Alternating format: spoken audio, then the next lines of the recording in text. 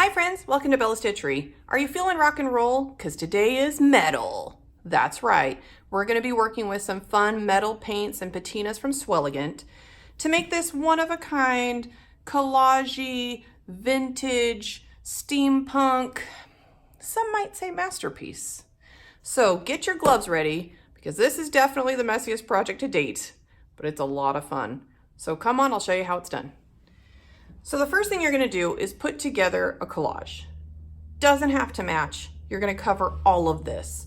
So you could use lots of fun embellishments that are just terrible colors. You're going to paint over it. You really are just looking for dimension, texture, things like that is really what you're going for in a project like this. For me, I wanted a nice big frame for my photo.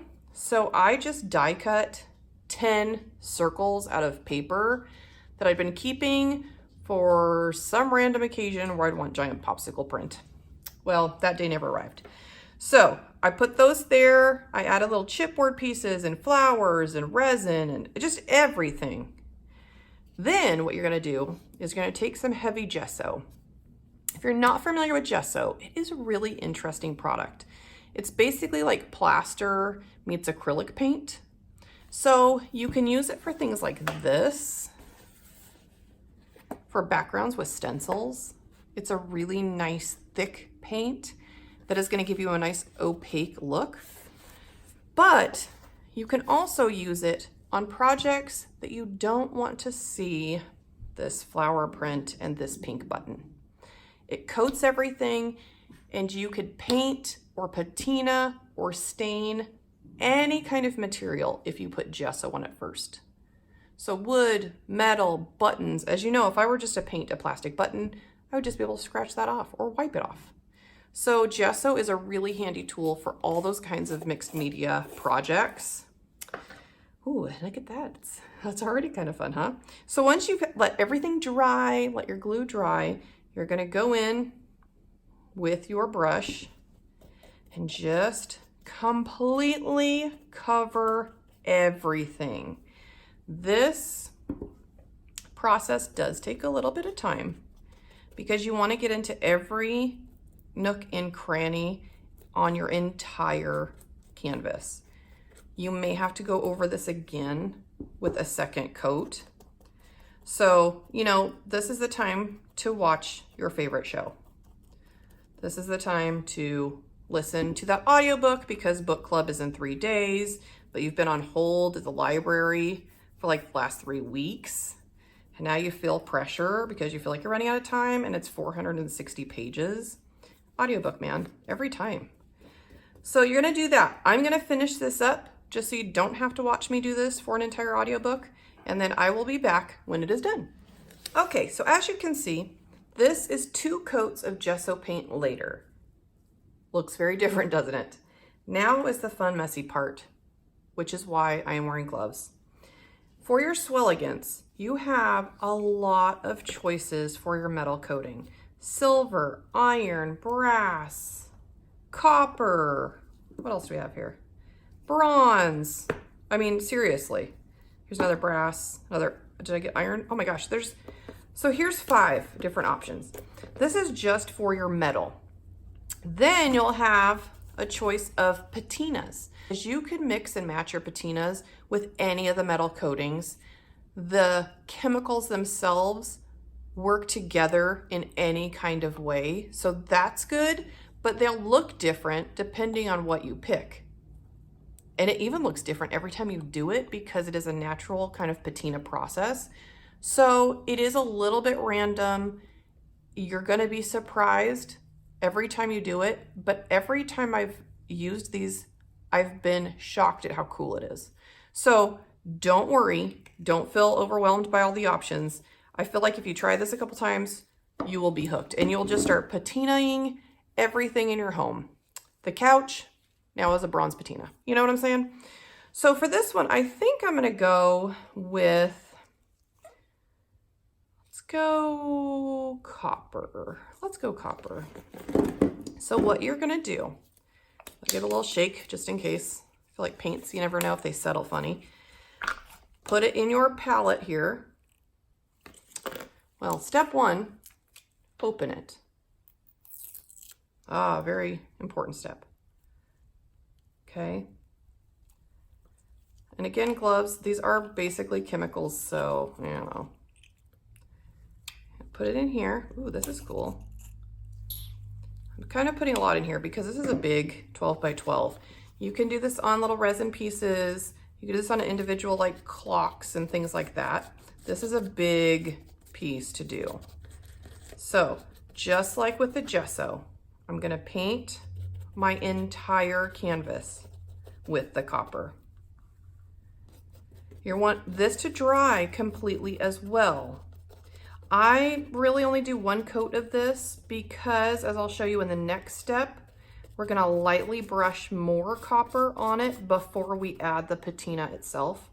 So one coat's usually pretty fine. But just take your time, get into all the little corners. If you need a smaller brush for the little, you know, under rose petals and things like that. But as you can see, it's already kind of cool.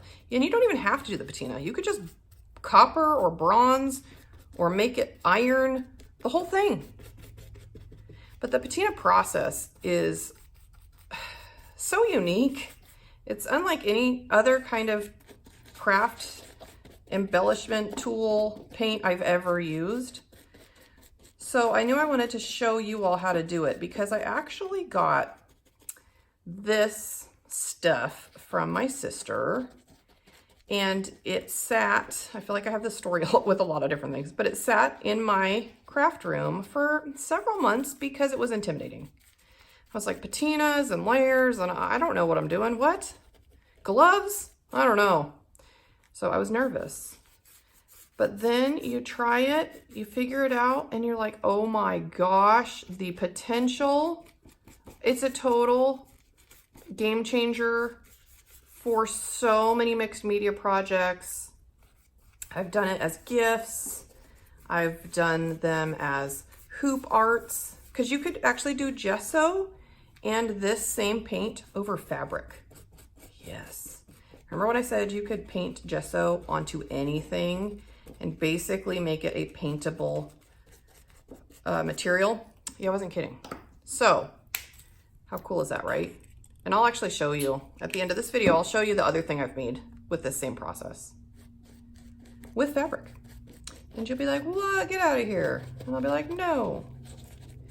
So I'm gonna go ahead and finish doing this so that, again, you don't have to hear me just talk to myself for 20 minutes while I paint this one solid color. But I will be back and I will show you the next step and we will continue this journey together. See you in a bit. Bye. Okay, I'm back. This top coat of my copper is dry. The next thing you're gonna do, let it sit at least 24 hours, okay? You're gonna add one more thin coat all over. And this is to help your patina, when you select one, to kind of grab your metal coating and start the patina process.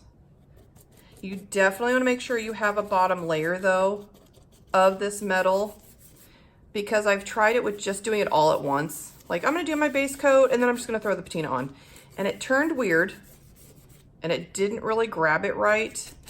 And it kind of just looked funky and I ended up having to go over the whole thing again.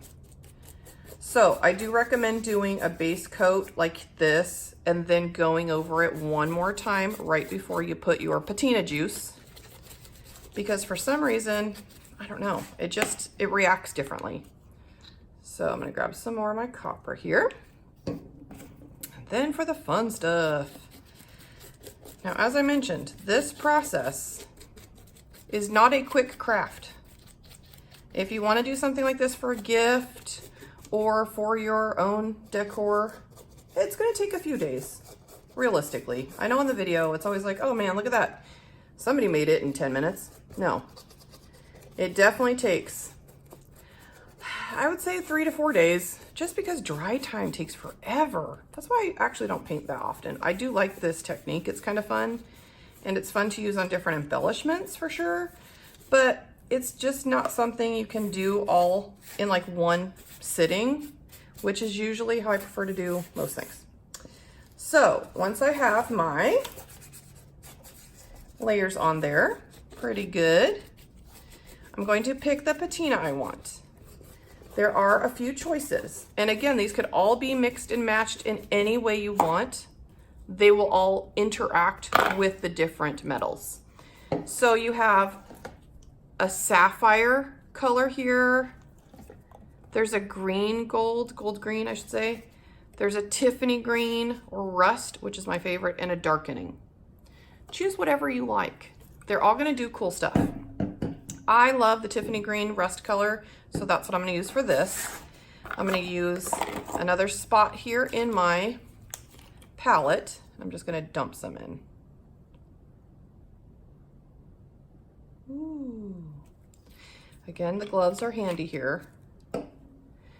I use these little cotton things. I think these are from Target. I think you can also get them from the dollar store. Cotton swabs, you're gonna just dip it in and you're just gonna squeeze it all over your project. So there's really no wrong way to do this. Another tip though I found is this squeezing technique and just dripping it everywhere works the best. I have attempted to place strategically with dabbing it places. It just doesn't look that good. It looks too man-made. If you really want something that looks like an organic patina, the best thing to do is to just squeeze it all over your page, okay? Now what you can do, I should go back. If you just want this corner, let's say, and that corner to be a patina, you can just squeeze over that section. Totally fine. But I'm using a lot here because this, again, is kind of a big project. If you want it all over, like I'm kind of going all over the place. Anywhere this juice hits is going to react with your metal. So you can a little bit kind of rub, but it's really going to grab it and it's going to show marks. So you don't want to rub it too hard. See, it's already reacting. I don't know if you could tell. So I'm just trying to get it as evenly spread out here as possible.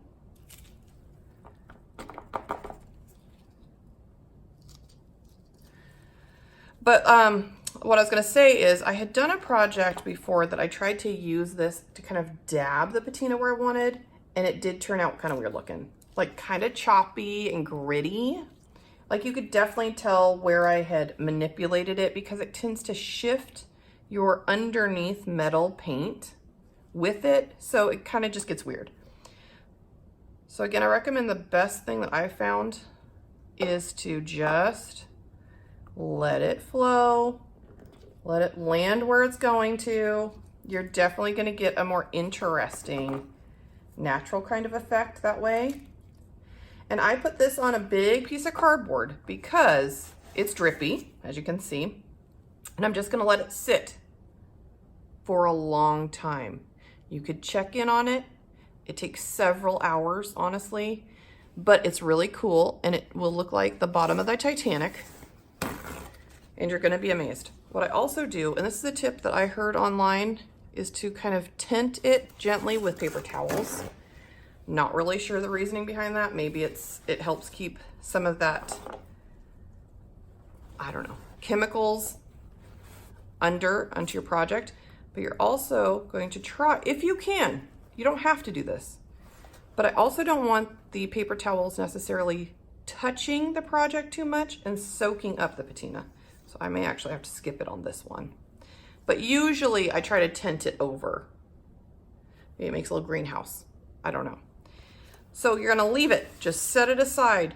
I do not recommend heat setting this with your heat gun. I know we're crafters, we like to heat gun everything. Let it like organically do its thing. I'm gonna leave this overnight, okay? And then we'll check back in on it together and see what we got. What do you think?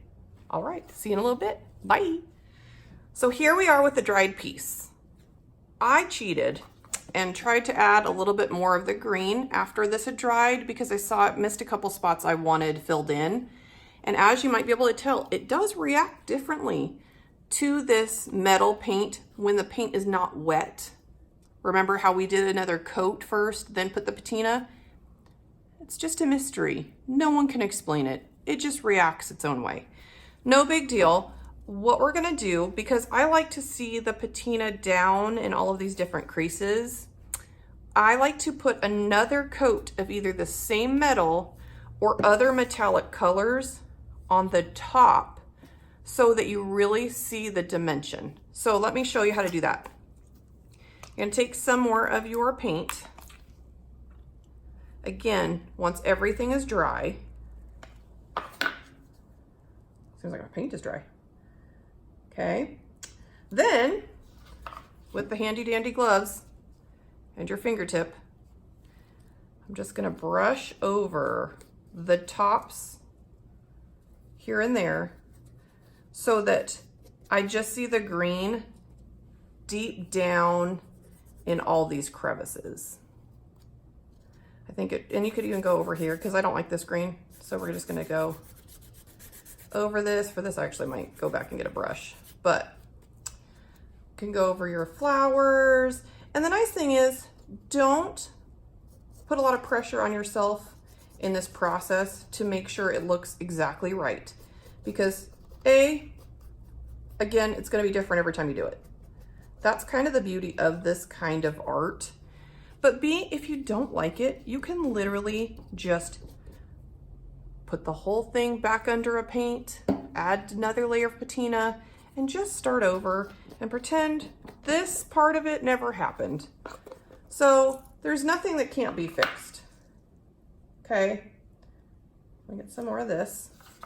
I'm gonna go over the butterfly here. So see how now that green is just sunk down at the bottom. And that's what I like. You can leave it as is too. I just like to see all the different dimensional elements from my collage by doing this top layer.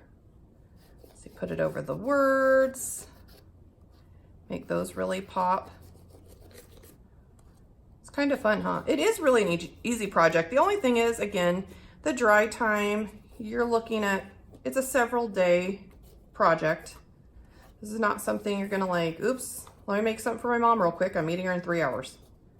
This is something you want to kind of plan to be like a background craft through the week, maybe 2 weeks, depending on how many times you want to go over this, adding layers and doodads here and there. And look at that. So let me get a paintbrush too for this, and I'm gonna brush a little bit more of the copper onto this photo mat area. I'll be right back. All right. So I'm just gonna brush on another layer here, like so.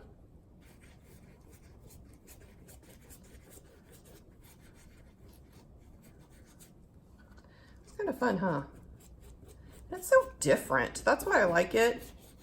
I like finding new ways to make art. I find sometimes it's a little bit tricky, especially on, I'm on social media a lot. And it's hard because I don't really have a specific niche. I do junk journaling, I do vintage, I do contemporary stuff, I do cross stitching. I just like making stuff. That's all. I don't know if I could label exactly what I fit into. Story of my life. Okay, so I really like how this is looking. See that? And then another thing I wanted to show you, another product. If you haven't used these waxes by Prima Marketing, they're really cool. There's all different kinds of metals, from rose gold, they have greens, blues, purples. Their line of these metallic waxes just keeps getting bigger, and it is awesome. You can go in, these are super easy to use. You just literally, just like we did with the paint, rub some on your gloved finger. And I don't know if it'll show up super well just because this is wet, but I wanted to give you an idea. It really goes on like a wax paste and dries pretty quick. And I like adding kind of different colors here and there for, I don't know, Just something different, an interest, a pop. Look at that, it's cool, right? I'm gonna do some more videos with these products because I love them. I started out with 3 of the colors and I just keep adding to my collection because they are a little on the pricey side. I'll put a link to these as well as this in my description here. But you know, a little bit goes a long way. This one in particular, I've had for probably 7-8 months. So as you can tell, you're gonna have it for a while. It's not an embellishment you're gonna need to repurchase that often, but it is a little pricier. I wanna say they're maybe $7 or $9 per color, which again, oof, when there's, you know, 20 colors available. But I just keep adding. I added another 3 to my collection this month. I love Prima Marketing, you know, they're amazing. So I just like to add a little here or there. Really brings attention to the things you want kind of popped up in different ways. It's so cool. And you would never know that this started out with random colors, random materials, buttons, paper, flowers. I mean, really, it's so cohesive looking and such a cool collage. I just love it. I love it. What do you think? Do you love it too? What's your favorite metal color? Do you like the iron? Do you like this copper? Do you like bronze? In fact, let me show you another. Yeah, let me show you what else I made. We're all here. You want to see something else cool? That's really cool. Okay, I really love this. As with all crafts, knowing when are you done? That's the tricky question. Okay, so here we go. Let me show you my semi-finished. I might tinker with it more as these things dry because that is my life. That's the life of a crafter. You walk by it again, you're like, you know what? You tinker. But I think it turned out really cool. And what a cool gift idea for the person who has everything, you know? Something totally different, one of a kind. You can probably not replicate exactly this way any other time. And it's a great way to get rid of a lot of the stuff you already have in like boxes and bins and trinkets and little finds or things you used to like but don't go with any paper anymore. Throw them in a collage, paint it all up. You're gonna feel so proud of yourself, and I'm proud of you. Can I just say that? I am proud of you. So let me show you what else I've made with the same technique. This is basically an embroidery hoop. I actually put fabric, just white fabric in there, gessoed it, which again, gesso lets you paint over anything, which is awesome. So I did that. I actually used the bronze on this versus the copper. I'll show the copper again here. See, it's a little bit darker. Same green, Tiffany patina. I love that stuff. And I didn't even add anything on top once it dried. I just liked it. So you could be done at any stage. This is just some paper die cuts, flowers, metal keys.